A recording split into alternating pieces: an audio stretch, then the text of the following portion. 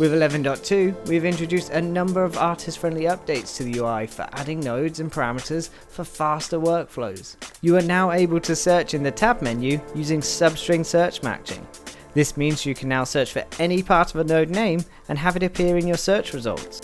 The substring logic is based on finding the closest string to the one you have typed, so this can be used to find all manner of nodes with minimal input. For example, if you want to create a specific deep node, you no longer have to always type deep at the beginning, instead type the letter D and then the rest of the node name. Or for an even faster result, you can also search using capitalized letters and simply input DM for the deep merge. You can also search specific menu locations using the square brackets, such as deep nodes or even custom toolsets. We have also introduced a new weighting system to the tab search functionality, so that the more you create a node, the higher will be surfaced on your search results. The weighting is clearly indicated next to the nodes by the size of the green dot. An important thing to note with weighting is that the weighting will only be affected by nodes you create via the tab menu and not via nodes you create using shortcuts. So in this example, if I create multiple blur nodes, the blur node will have the highest weighting, followed by my motion blur nodes and then my edge blur node. Now, when I search for a blur node, these three will be surfaced higher on my results due to their weighting. If, however, there's a node I always want, then I can use the new favoriting system and click on the star icon. In doing so, the node that has been favorited will appear at the top of my search results for easy access.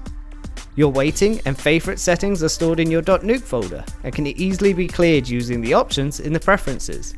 Should you wish to disable the favorites or weighting functionality, then you can do so here also. The substring search functionality has also been included in the bookmarks menu, accessible via the J hotkey, which makes it even easier to jump to nodes you have bookmarked in your script.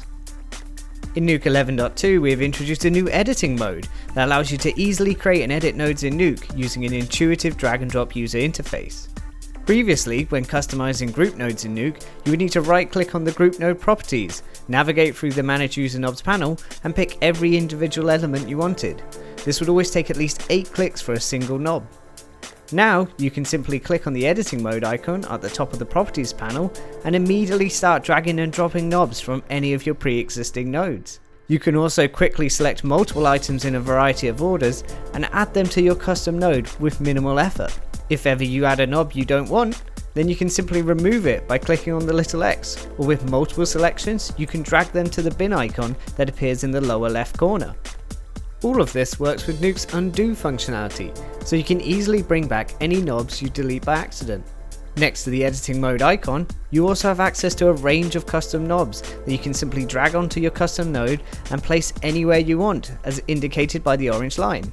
The grey dot means that this knob has been created from a knob on a pre-existing node, whereas the orange dot means that this is a custom knob created by the user. If you click on the dot, you will have access to all the knob property information that you used to in the Manage User Knobs panel, but can now quickly make changes and have them take effect when you click off of the pop-up panel.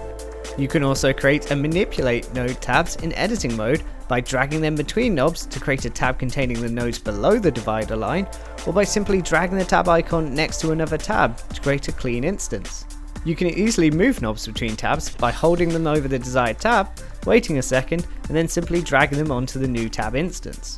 If ever you go to delete a tab, a confirmation pop-up will appear to make sure nothing is removed unintentionally. If you like to work in Nuke with floating property panels, then you can also float the editing panel by simply dragging the edited mode icon out of its place. Now you have access to all the same workflows without having to adjust your workspace. If you ever close the editing mode floating panel, then it will simply reset back to its original position at the top of the properties panel. When working in editing mode, you are unable to make changes to node knob values, so you can easily switch in and out using the Command or Ctrl-Alt-E shortcut.